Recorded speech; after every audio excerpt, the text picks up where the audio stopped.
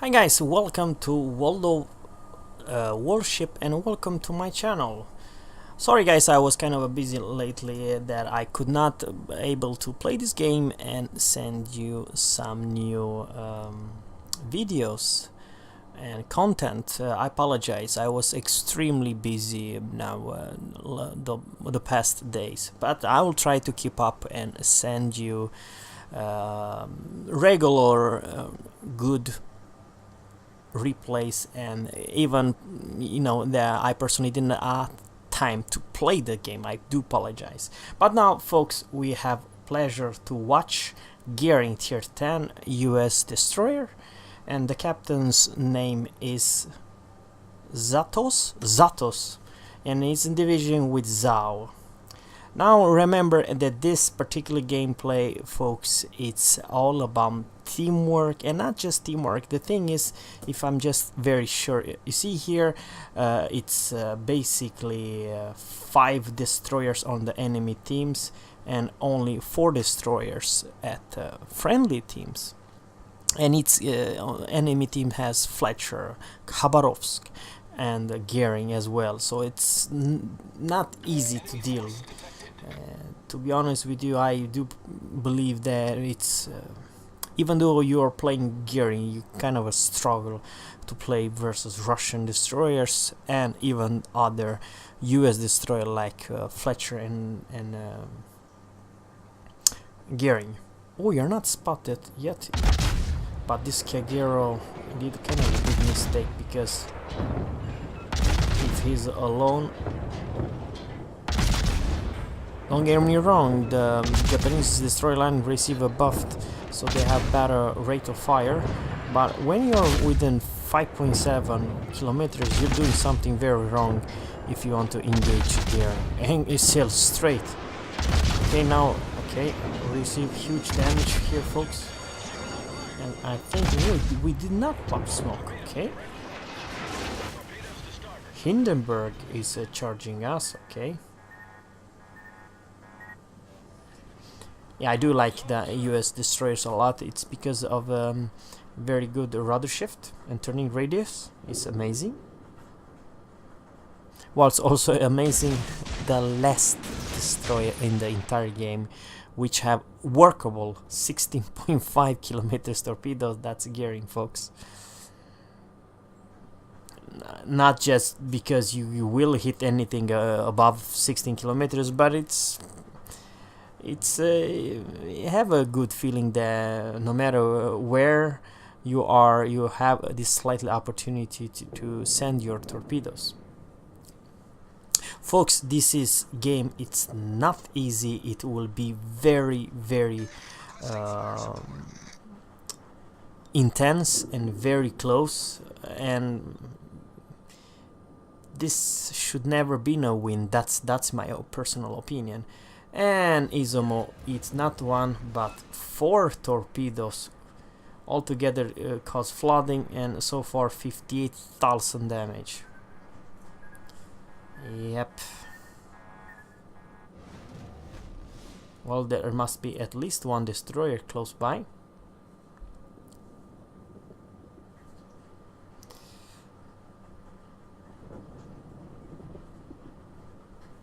Yeah, I do like the US destroyers line, because they are very good, mixed between good gunboats and good torpedo boats as well.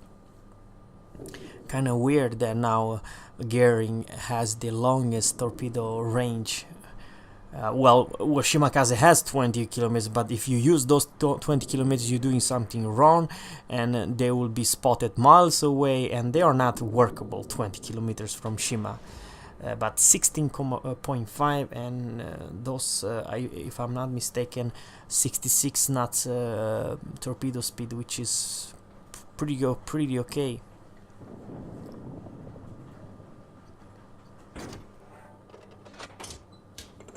Now the downside is the reload time of the torpedoes. That's the thing. But in this gameplay, folks, this is very interesting, because folks, if you see what I'm trying to say, when your enemy has 1 more destroyer more than you, it's actually in this game mode it's hard to gain points because it's kind of a big map, and the thing is, folks, that it's easy to for the destroyers to cap.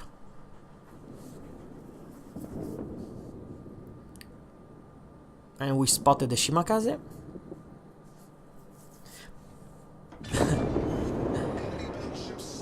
Enemy battleship sunk. We are spotted, folks. We are engaging Shimakaze. Wow, one more torpedo hit.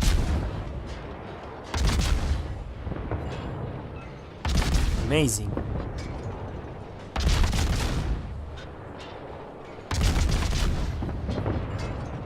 Wow.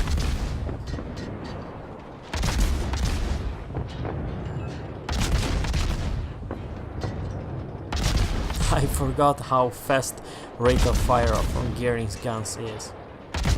Not that you have easy to hit, don't get me wrong. But when you hit pretty hard, but the balancing factor, you have to lead a lot to hit anything.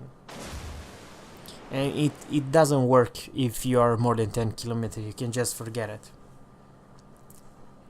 Let's say in this particular case, if I would play Udaloi, I would actually fire to this 14.1 and whatever 14, almost invisible fire. But the thing is, you cannot do it with the Gearing or Fletcher. You need to come much closer.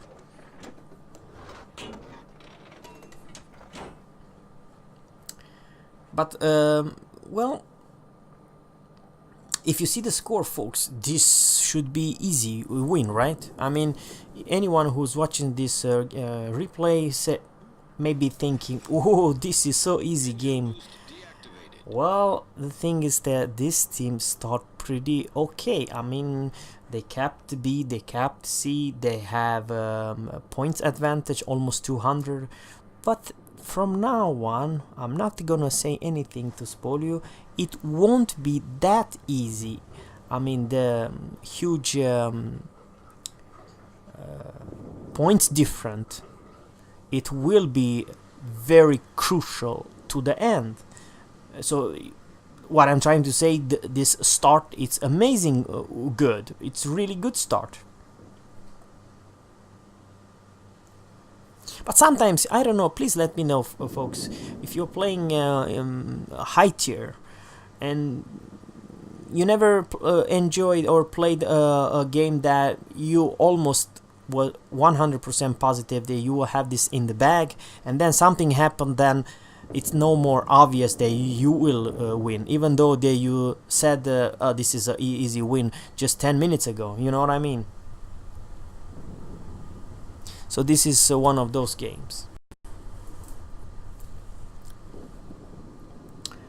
We'll need to come a little bit closer. So I think all the enemy are at sea now, which basically is kind of weird. I have so hard to understand why it's going on, because basically only thing it's easy for you to do right now is just defend B and C, and then you will win the game, right?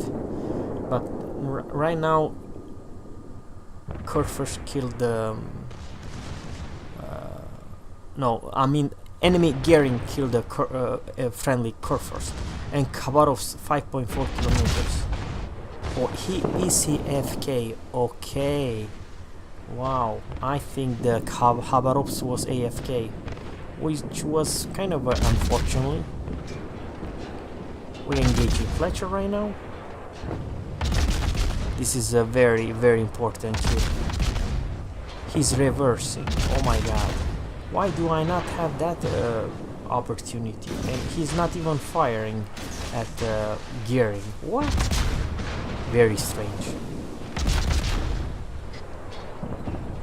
Very strange. He doesn't fire the guns. Okay.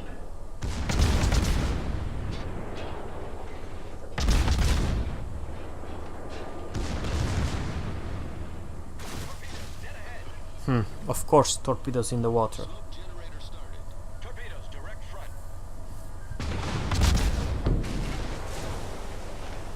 I think, okay, he wants to save this Missouri maybe, yeah. He wants to put the smoke, but this early right now, and this Izumo has to slow down. No, he did not slow down. Too late. Oh man. Yeah, he did put the smoke fork to helping this battleship.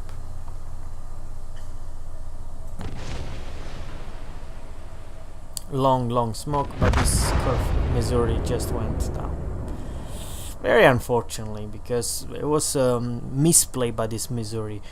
You know, take a closer look if a destroyer is nearby. If he puts the smoke, try to slow down and but just slow down.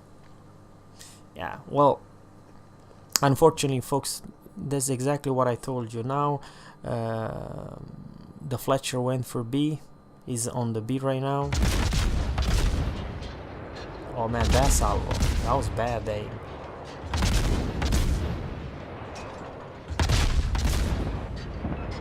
Okay, one that I think this Fletcher will go down.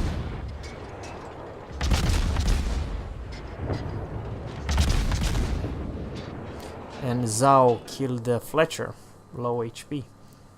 Was very crucial, very important kill, because otherwise he would cap B.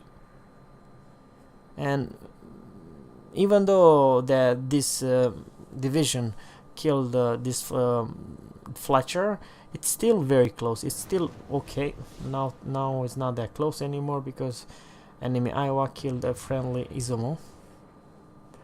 So man, I really do not know what the heck happened the past 2 or 3 minutes. It was very big, huge turning around. And now the Gering versus Gering, folks. This could go either way, but Gering is in full HP. But here's the power of a division.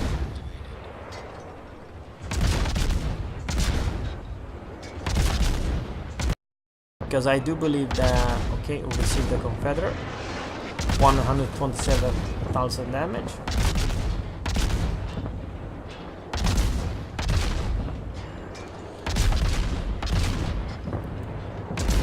Oh man, he's still shooting blind.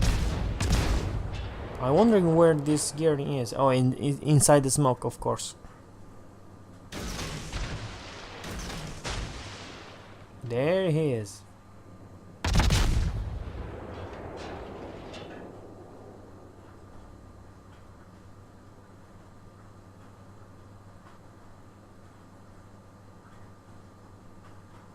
Well, folks, it's very interesting. We basically really need to kill and cap C. That's the main goal over here. It is kind of important, but I personally think that this is the division's first mistake.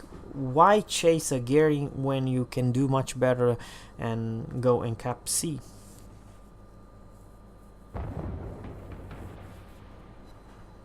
And we have one hit. Yeah.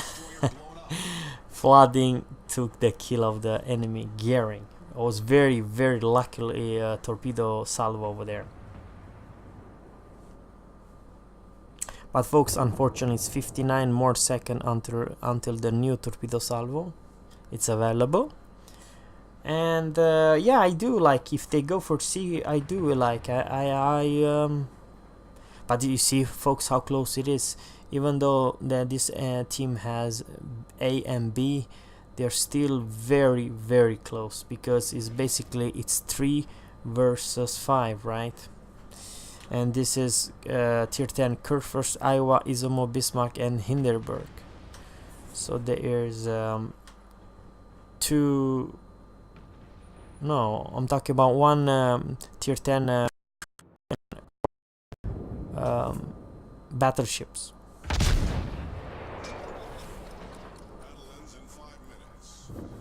But I do believe that unfortunately this Zhao won't survive so many firepower from the enemy Bismarck and enemy battleship.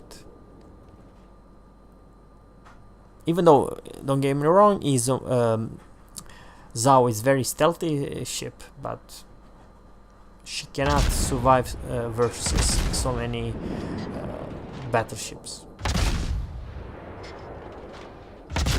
The best thing he could do actually right now, if she's within range, to send the torpedoes. Talking about the Zhao.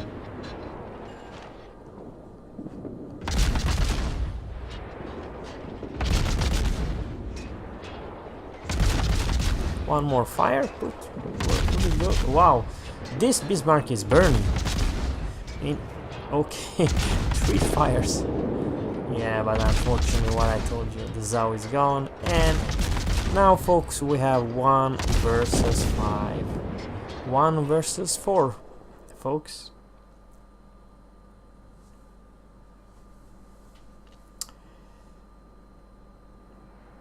But the thing is, even though it's 5 versus 4, it's still a small chance.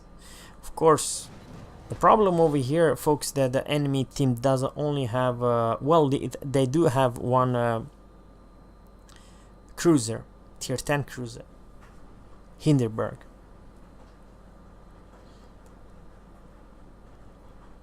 If they don't go for B, and I mean really soon go to B, even though this looks very, very tight and very close, all this captain needs to do right now, folks, it's basically trying to torp them, because yeah, the biggest threat is Hindenburg, but you don't want to come within 6 kilometers so he can pop the hydro. He doesn't have a radar, but it does have hydro, very strong hydro. A pretty good salvo of torpedo salvos over there, folks.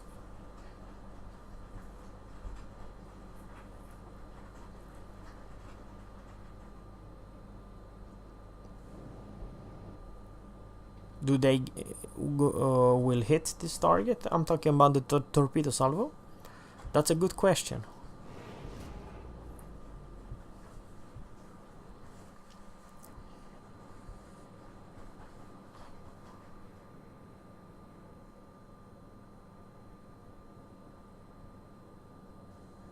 Yeah, but the enemy team doesn't have a very easy either, because it's not easy to detect a gearing or a destroyer. Of course, you have hydro, you have airplane, but if a destroyer doesn't want to get spotted now when it's 1 versus 4, of course the gearing is not that stupid to open fire.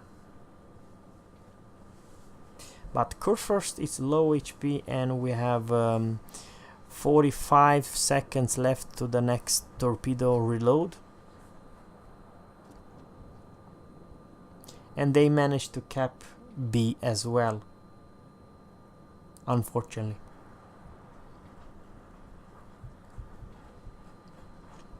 But now, folks, what do you think about this one, right? I mean, now the enemy teams have 824 versus 805. So if this captain doesn't do anything and do something really fast, he will actually lose this game, no matter what. And you know, it's not easy to win versus four enemy ships, and basically tier 9, tier 10, every one of them.